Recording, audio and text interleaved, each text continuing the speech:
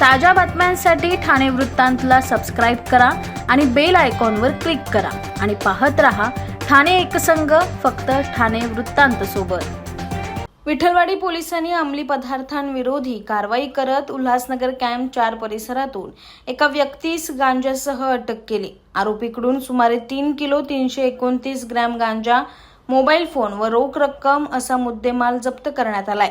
पोलिसांकडून मिळालेल्या माहितीनुसार कॅम्प 4 मधील आदर्श नगर परिसरात संशयित व्यक्ती गांजा विक्रीसाठी आल्याची माहिती पोलीस उपनिरीक्षक बंकट स्वामी दराडे यांना मिळाली। या माहितीच्या आधारे पोलीस पथकाने सापळा रचत आरोपीला ताब्यात घेत झडती घेतली असता अंदाजे 3 किलो 300 ग्रॅम गांजा जप्त करण्यात आलाय। तसेच मोबाईल फोन आणि रोख रक्कमही जप्त करण्यात आले। या प्रकरणी विठलवाडी पोलीस ठाण्यात NDPS कायद्यान्वये गुन्हा दाखल करण्यात आला असून पुढील तपास पोलीस करत आहे।